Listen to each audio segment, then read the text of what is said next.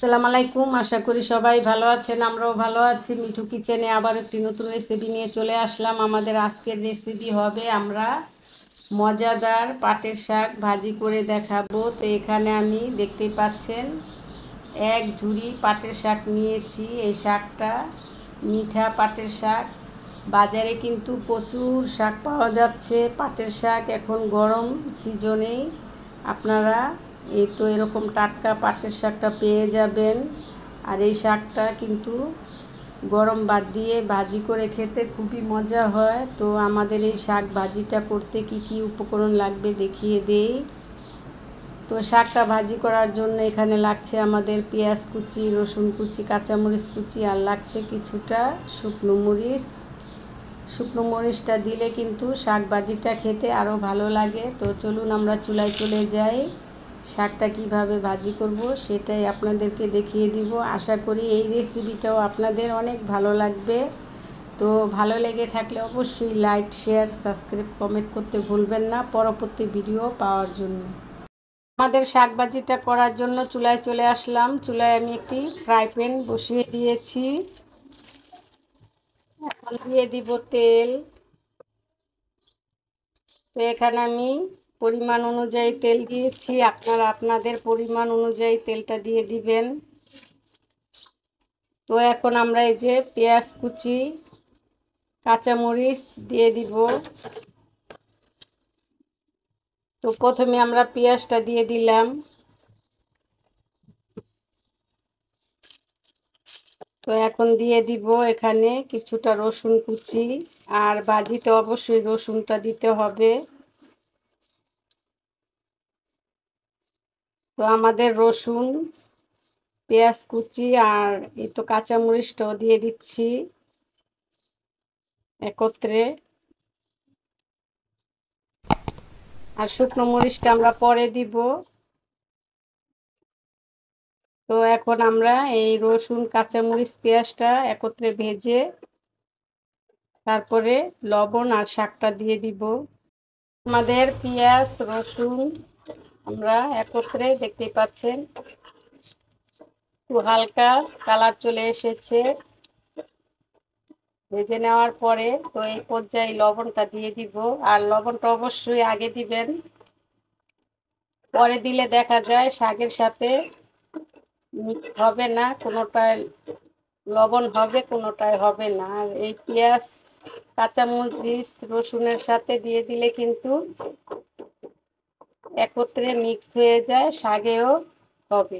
তো এই পর্যায়ে এখন আমি দিয়ে দিব এই শুকনো মরিচ।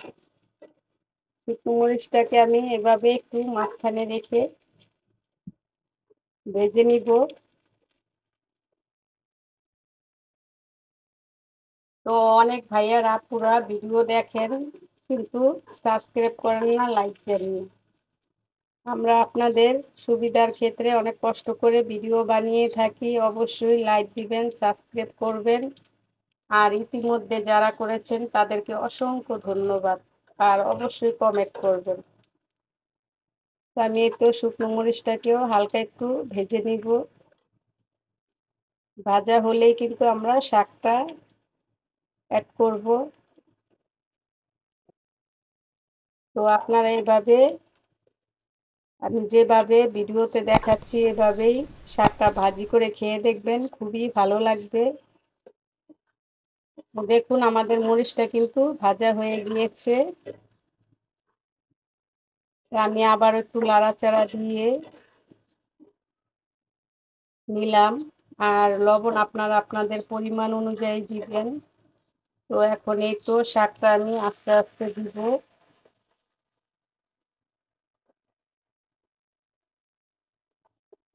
দিয়ে নাড়াচাড়া দিতে থাকবো। আর পাটটাকে কোনো রকম পানি দিবেন না, কারণ পানির দরকার নেই। এই লবণেই কিন্তু শাকটা পানি চলে আসবে, ওই পানিতেই শাক ভাজিটা কিন্তু হয়ে যায়, পানি দেওয়া লাগে না।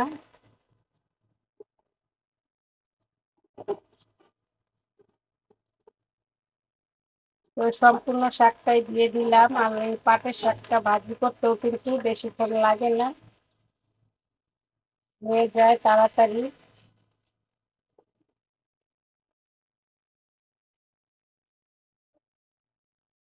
তো দেখুন আমার শাকটা কিন্তু নিচের সাইডটা নরম হয়ে গিয়েছে, ভিডিওতেই দেখতে পাচ্ছেন। এখন আমি উল্টিয়ে পাল্টিয়ে দিচ্ছি, উল্টিয়ে পাল্টিয়ে এভাবে নিচ থেকে উপরে উঠিয়ে দিতে হবে।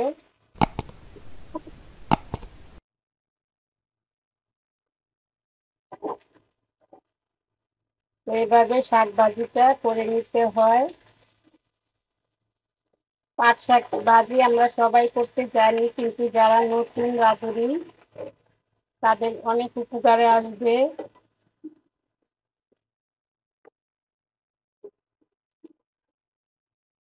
তো দেখুন আমাদের শাকটা কিন্তু ফ্রাই প্যানের উপরে উঠে গিয়েছিল, কিন্তু এখন শাকটা পুরোটাই মিশে গিয়েছে। আর এই শাকে কখনোই পানি দিবেন না। তো আর কিছুক্ষণ নাড়াচাড়া দিয়ে নিলে কিন্তু আমাদের শাক ভাজিটা হয়ে যাবে। দেখলাম কিছুক্ষণ পর, তো দেখতেই পাচ্ছেন আমাদের শাকটার নিচে কিন্তু এই যে বলেছিলাম যে একটু পানি পানি ভাব থাকবে, এই পানিতে শাক ভাজিটা হয়ে যাবে। তো দেখতেই পাচ্ছেন ভিডিওতে আমাদের শাকটাও কিন্তু প্রায় হয়ে এসেছে। আর শাকটা কিন্তু সিদ্ধ হয়ে যাচ্ছে। তো এখানে কোনো পানির দরকার নেই, এই লবণ আর কাঁচামরিচ পেঁয়াজের পানি ভাব থাকে, সেটাই কিন্তু আমাদের শাকটা হয়ে গিয়েছে, দেখতেই পাচ্ছেন। আর এই গরমে আপনারা এই শাক ভাজি দিয়ে ভাত খেয়ে দেখবেন, খুবই ভালো লাগবে। আর শাকটা কতটা ঝরঝরেও হয়েছে দেখতেই পাচ্ছেন। আর ঢেকে দিবেন না, ঢেকে দিলে কিন্তু কালার ভালো আসবে না। তো আমি শাক ভাজির ক্ষেত্রে কখনোই ঢেকে দেই না, তাহলে দেখা যায় শাকটা কালার লাল হয়ে যায়। তো আমাদের শাক ভাজিটা হয়ে গিয়েছে, এখন আমরা একটি প্লেটেও আপনাদেরকে পরিবেশন করে দেখাবো শাক ভাজিটা কেমন হলো। তো দেখতেই পাচ্ছেন শাক ভাজিটা কিন্তু সিদ্ধ হয়ে গিয়েছে। এখন আমি পরিবেশন করে দেখাবো। নামিয়ে একটি প্লেটে তুলে নিয়েছি, দেখতেই পাচ্ছেন আমাদের পাট শাক ভাজিটা কতটা পারফেক্ট লোভনীয় হয়েছে। তো দেখুন কতটা সিদ্ধ হয়েছে। তো এরকম নিত্য নতুন রেসিপি পাওয়ার জন্য চ্যানেলটাকে অবশ্যই সাবস্ক্রাইব করবেন। ভিডিওটা ভালো লাগলে অবশ্যই একটি লাইক দিয়ে দিবেন, বেল আইকনটা প্রেস করে নেবেন পরবর্তী ভিডিও পাওয়ার জন্য। তো ফিরে আসব আবারও কোনো নতুন রেসিপি নিয়ে। ততক্ষণ সবাই ভালো থাকবেন, সুস্থ থাকবেন, আমাদের চ্যানেলের পাশেই থাকবেন। আল্লাহ হাফেজ।